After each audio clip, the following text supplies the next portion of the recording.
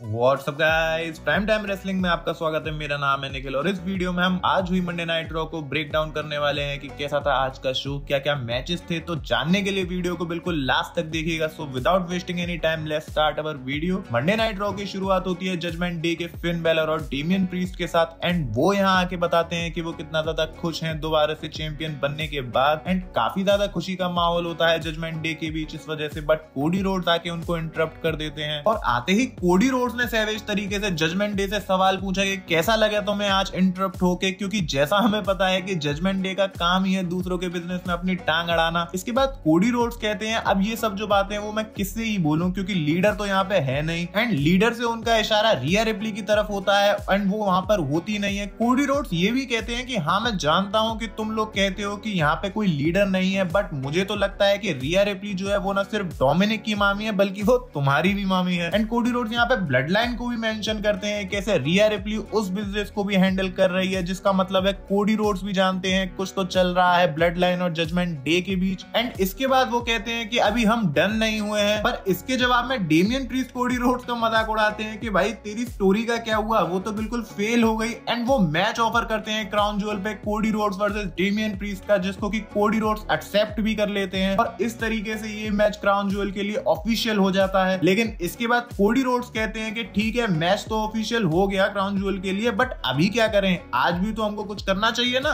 जिसके बाद पीछे से बाकी की जजमेंट डे यानी डोमिनिक और रिया रिप्ली वहां आ जाते हैं एंड जे उसो ने आके सेव किया वहां पे और उन्होंने रिया रिप्ली के सामने ही डोमिनिक मिस्टीरियो को गिरा दिया और उसके बाद हमको कुछ सेकंड्स का फेस टू फेस भी देखने को मिलता है रिया रिप्ली और जे उसो का। और जैसा कि हमको WWE की तरफ से इनका कुछ वियर्ड एंगल दिखाया जा रहा है, इसी वजह से ये छोटा सा मूवमेंट भी हमें यहाँ देखने को मिला। बट इसके बाद तो पूरी जजमेंट डे यानी जेडी मैकडोना और डेमियन प्रीस्ट इन्होंने मिलकर अटैक किया और इन्होंने यहाँ पे कोडी रोड्स के पैर को टारगेट बनाया एंड उसके बाद उनकी ऐसी हालत बना दी कि कोडी रोड्स को बैक स्टेज चलने में भी काफी दिक्कत आ रही थी एंड जे उसो कैसे भी करके उनकी हेल्प कर रहे थे चलने में। तो आज इस तरीके से रॉ की शुरुआत होती है एंड मेन इवेंट के लिए जे उसो वर्सेस डेमियन प्रीस्ट का मैच भी ऑफिशियल हो गया था। तो ये सारी चीजें उसी के लिए सेटअप की जा रही थी। इसके बाद शो पे आता है अल्फा एकेडमी और न्यू डे का मैच एंड ये ठीक ठाक सा मैच था एंड रिजल्ट की अगर बात करें तो जेवियर वुड्स टॉप रोप से एल्बो ड्रॉप मारते हैं ओटिस के ऊपर और पिन फॉल की मदद से इस मैच में न्यू डे की विक्ट्री हो जाती है। इसके बाद बैक स्टेज से हमें एक मस्त सेगमेंट देखने को मिलता है रिया रिप्ली एंड सेथ रॉलिंस का एंड रिया रिप्ली यहाँ पे सेथ रॉलिंस को जजमेंट डे का पार्ट बनने का ऑफर देती है एंड बोलती है कि अगर तू हमारे साथ जुड़ जाएगा तो कैसे तू आ वर्ल्ड चैंपियन से द वर्ल्ड चैंपियन बन जाएगा। एंड वो यहाँ पे ये भी बताती है कि कैसे डेमियन प्रीस्ट भी किसी और पे कैश इन कर लेगा अगर तू चाहे तो, और अगर तुझे चाहिए कि तुझे भी रोमन रेंस की तरह एक्नॉलेज किया जाए तो तुझे जजमेंट डे का पार्ट बनना पड़ेगा। बट सेथ रॉलिंस इस पे क्लियरली जवाब देते हैं कि देखो सबसे पहली बात तो ये मैं रोमन रेंस जैसा बिल्कुल भी नहीं बनना चाहता एंड ये कह के वो डिसअप्रूव कर देते हैं रिया रिप्ली के ऑफर को। एंड यहाँ पे काफी ज्यादा कंफ्यूजन क्रिएट हो गई है। कभी तो रिया रिप्ली ड्रू मैकिंटायर के साथ कनेक्शन एस्टेब्लिश कर रही है और साथ ही साथ वो सेथ रॉलिंस को भी जजमेंट डे का पार्ट बनने के लिए ऑफर कर रही है। खैर आगे बात करते हैं नेक्स्ट मैच की, जो की था NXT वुमेन्स चैंपियनशिप के लिए बेकी लिंच वर्सेस इंडी हार्टवेल के बीच। एंड ये NXT चैंपियनशिप के मैच जो हो रहे हैं इसमें पता नहीं क्यों मुझे ज्यादा कुछ खास मजा नहीं आ रहा है और मुझे ऐसा लगता है कि बाकी के लोगों को भी कोई ज्यादा इंटरेस्ट नहीं है इस चीज में।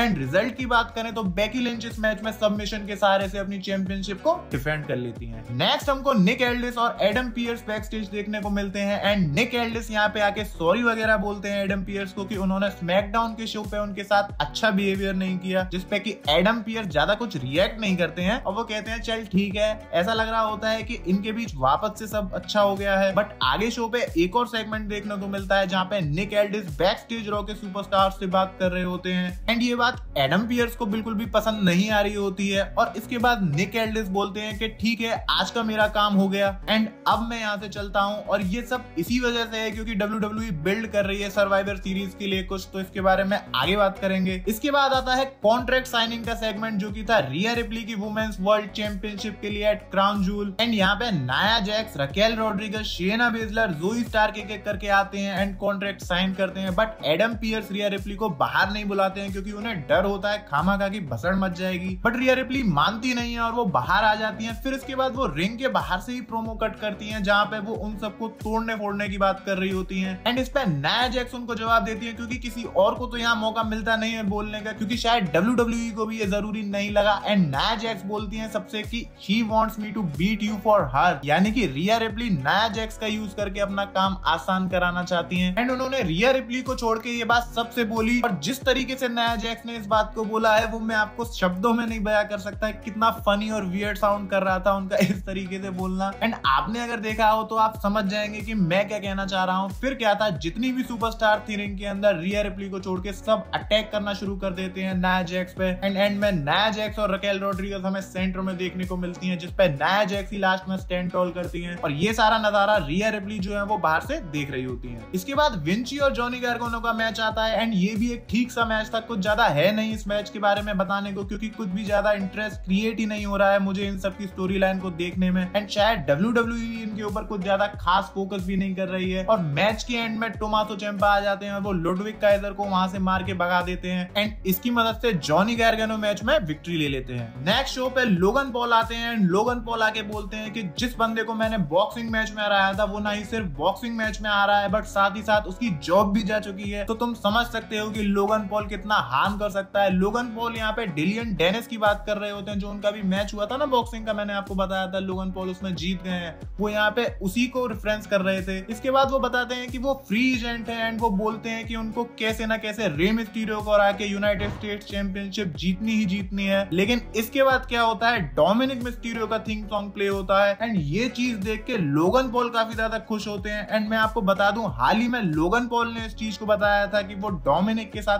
काम करना चाहते हैं, तो शायद आज ये उन्हीं का आइडिया हो सकता है। डोमिनिक जब आ रहे होते हैं तो क्राउड काफी तगड़ी बू करने लग जाता है, जिसपे कि लोगन पॉल सबसे डोमिनिक की रिस्पेक्ट करने को भी बोलते हैं। एंड डोमिनिक माइक पे कुछ बोल रहे होते हैं जिसको काफी ज्यादा ध्यान से सुनने पे समझ आता है, और वो ये कह रहे होते हैं कि मुझे बहुत अच्छा लगेगा जब तू मेरे डैड को मारेगा, और मैं उस मूवमेंट का इंतजार नहीं कर सकता हूं, क्योंकि उसके बाद सिर्फ एक ही मिस्टीरियो चैंपियन होगा यहाँ पे। लोगन पॉल भी इस पे कहते हैं कि हाँ, तेरे बाप ने बिल्कुल सही बात कही थी हमारे बारे में कि हम में पैशन बहुत है, हम बहुत ज्यादा हार्ड वर्किंग है, बट तेरे डैड को थोड़ी सी हम्बलिंग की भी जरूरत है, और क्राउन ज्वेल के बाद तो मैं वैसे भी चैंपियन बनने ही वाला हूँ। इसके बाद लोगन पॉल कहते हैं समंथा भी यहाँ पे बैठी हुई है, मेरी फेवरेट रिंग अनाउंसर। एंड वो समंथा से कहते हैं कि समंथा क्यों ना एक बार रिंग में आके तुम मेरा नाम अनाउंस करो, जिससे कि मुझे पता तो लगे कैसा मैं साउंड करूंगा जब मैं यूएस चैंपियनशिप को क्राउन ज्वेल पे जीत जाऊंगा। पर रिकोशे वहां आके उल्टा बजा जाते हैं लोगन पॉल और डोमिनिक दोनों को। एंड वो 450 स्प्लैश भी मारने जा रहे होते हैं, वो तो जैसे तैसे करके ये दोनों वहां से बच के निकल जाते हैं। एंड रैंप पे जाके बस ये दोनों देख रहे होते हैं रिकोशे को। एंड लोगन पॉल और डोमिनिक की केमिस्ट्री देख के आज काफी ज्यादा अच्छा लगा इस सेगमेंट में। अब देखते हैं क्या आगे भी हमको ये दोनों साथ में कहीं दिखाई देंगे। इसके बाद हमको शो पे देखने को मिलता है women's tag team match between Chelsea Green and Piper Niven versus Natalia and Nikki Cross. And इस मैच के अंदर बिल्कुल एकदम साइलेंट मोड में थी निकी क्रॉस, जहां वो कुछ नहीं कर रही होती हैं। एंड उनको देख के थोड़ी सी डरावनी सी भी वाइब आ रही होती है, शायद उनके कैरेक्टर में कोई चेंज आने वाला है इसलिए ये सब था। एंड वो बिना कुछ किए वहां से चुपचाप निकल जाती हैं, जिसकी वजह से नटालिया उस मैच को हार जाती हैं, क्योंकि उनके टैग टीम पार्टनर का तो उन्हें कोई सपोर्ट मिला नहीं। इसके बाद हमें जे उसो और ड्रू मैकिंटायर का बैक स्टेज सेगमेंट देखने को मिलता है, जहां ड्रू मैकिंटायर आके जे उसो से कहते हैं भाई बड़ा बुरा लगा कि तू टाइटल हार गया लास्ट वीक ब्लड लाइन की वजह से। एंड इससे यहाँ वो ये बताना चाह रहे थे कि इंटरप्ट होने की वजह से टाइटल अगर हार जाते हैं तो कैसा लगता है। एंड फिर वो जे को एडवाइस भी देते हैं कि जस्ट गेटिंग ओवर इट। और आगे शो पे ड्रू मैकिंटायर का मैच भी था अगेंस्ट सैमी ज़ेन, जिसपे कि ड्रू मैकिंटायर बोलते हैं कि तेरी वजह से मैं और सैमी ज़ेन एक दूसरे के आमने सामने आ रहे हैं। इसके बाद ये मैच भी शुरू होता है, बहुत अच्छा मैच था ये, और कह सकते हैं कि ये पूरी रॉ का सबसे बेस्ट मैच था, क्योंकि इस मैच के अंदर स्टार पावर भी थी, ऑडियंस का रिएक्शन भी था। एंड ये दोनों सुपरस्टार वैसे भी तगड़े तो हैं ही, तो इस मैच में काफी मजा आ रहा था। और मैच के क्लोजिंग मूवमेंट के अंदर जब क्लेम और किक लगाने जा रहे होते हैं ड्रू मैकिंटायर, तभी थीम सॉन्ग प्ले होता है रिया रिप्ली का, और ऐसा लग रहा होता है कि वो यहाँ पे ड्रू को डिस्ट्रैक्ट करने आई है, लेकिन वो उल्टा सैमी ज़ेन को डिस्ट्रैक्ट करती हैं। एंड फिर क्या था, क्लेम और किक मार के ड्रू मैकिंटायर इस मैच को जीत जाते हैं। और रिया रिप्ली यहाँ से इशारा देना चाह रही है ड्रू मैकिंटायर को, कितना फायदेमंद रहेगा ड्रू मैकिंटायर के लिए अगर वो द जजमेंट डे से हाथ मिला लें तो। लेकिन ड्रू मैकिंटायर ने 1 रुपए का भी भाव नहीं दिया रिया रिप्ली को, और वो उनकी तरफ बिना देखे ही वहां से निकल जाते हैं। और ड्रू मैकिंटायर का ऐसा स्टाइल देख के एकदम मजा सा ही आ जाता है। कहां पूरे मंडे नाइट रॉ पे सब रिया रिप्ली के इशारों पे नाच रहे हैं, बट ड्रू मैकिंटायर को घंटा फर्क नहीं पड़ता रिया रिप्ली से। बैक स्टेज फिर इसके बाद ड्रू मैकिंटायर और सेथ रोलिंस भी एक दूसरे से मिलते हैं, जहां सेथ रोलिंस कांग्रेचुलेट करते हैं ड्रू मैकिंटायर को फर्स्ट विक्ट्री के लिए, जो कि तुमने पहली बार जजमेंट डे का पार्ट बन के हासिल की है। जिसपे कि ड्रू मैकिंटायर साफ साफ बोलते हैं कि देख मैं कोई जजमेंट डे का पार्ट वगैरह नहीं हूँ। एंड सेथ रोलिंस भी कहते हैं कि मैं भी नहीं हूँ, हूँ and may the best man win at crown jewel, जिस पे ड्रू मैकिंटायर बोलते हैं ही विल। और इन दोनों का सेगमेंट काफी हॉट था एंड क्राउन ज्वेल पे होने वाले इनके मैच के लिए भी काफी तगड़ी बिल्ड बना दी है WWE ने। इसके बाद ब्रॉन्सन रीड और अकीरा टोजावा का मैच था और सिर्फ अकीरा टोजावा को एक मैच देने के लिए ये चीज यहाँ हो रही थी और रिजल्ट के बारे में तो किसी को शक भी नहीं होना चाहिए क्योंकि अकीरा टोजावा इस मैच को जीत जाते हैं। मजाक कर रहा था मैं, ब्रॉन्सन रीड सुनामी लगा के इस मैच के अंदर विक्ट्री ले लेते हैं। अब शो के मेन इवेंट की बात करते हैं तो शो पे जे ऊसो और डेमियन प्रीस्ट का मैच था। ये भी एक काफी डिसेंट सा मैच था, बट ड्रू मैकिंटायर और सैमी ज़ेन के मैच से कंपेयर किया जाए तो ये उस लेवल तक का नहीं था, बाकी ठीक है। एंड इस मैच के एंडिंग मूवमेंट के अंदर जब जे ऊसो स्प्लैश मारते हैं तो उसके बाद पिन काउंट करने के लिए रेफरी वहां पे नहीं होता है, तो फिर क्या था, फिन बेलर आके उन्हें डिस्ट्रैक्ट कर देते हैं जिसकी वजह से वो उनमें बिजी हो जाते हैं। एंड जब रिंग के अंदर वापस से आते हैं तो साउथ ऑफ हेवन फिनिशर खा के पिन फॉल की मदद से जे ऊसो इस मैच को हार जाते हैं। एंड सच में ये काफी ज्यादा सरप्राइजिंग था कि जे ऊसो के ऊपर पिन फॉल हो गया है, भले ही ये हील टैक्टिक्स का यूज करके हुआ बट फिर भी ये एक बड़ी बात है जे ऊसो के केस में। एंड मैच तो हार ही जाते हैं, लेकिन फिर उसके बाद दोनों फिन बेलर और डेमियन प्रीस्ट मिलके उन पे अटैक कर देते हैं, लेकिन कोडी रोड्स जिनके पैर में दिक्कत हुई होती है वो वहां पे आ जाते हैं और उन्होंने अपने एक पैर में कुछ सपोर्ट करने के लिए पहना होता है और टूटी टांग होने के बावजूद वो इतनी बुरी तरीके से स्टील चेयर से बजाते हैं डेमियन प्रीस्ट को, जिसके बाद फिन बेलर को डेमियन प्रीस्ट को लेके जाना पड़ता है और लास्ट में स्टैंड टॉल करते हैं जे और कोडी एंड यहीं पे Monday night raw of air हो जाती है। ओवरऑल ठीक शो था, ये कह सकते हैं कोई ज्यादा वाव फैक्टर हमें शो पे आज देखने को नहीं मिला, बट फिर भी ये ठीक था। और यहीं पे हमारा ये वीडियो है जो वो खत्म हो जाता है। अगर आपको हमारा ये वीडियो अच्छा लगा हो तो इस पर लाइक जरूर कीजिएगा एंड अगर आप इस चैनल पे नए हैं तो इसको सब्सक्राइब एंड नोटिफिकेशन बेल को भी ऑन कर दीजिए ताकि ऐसा रेसलिंग कंटेंट आपको डेली देखने को मिलता रहे। तो मिलते हैं अपने नेक्स्ट वीडियो में दोस्तों, till then tune into prime time wrestling.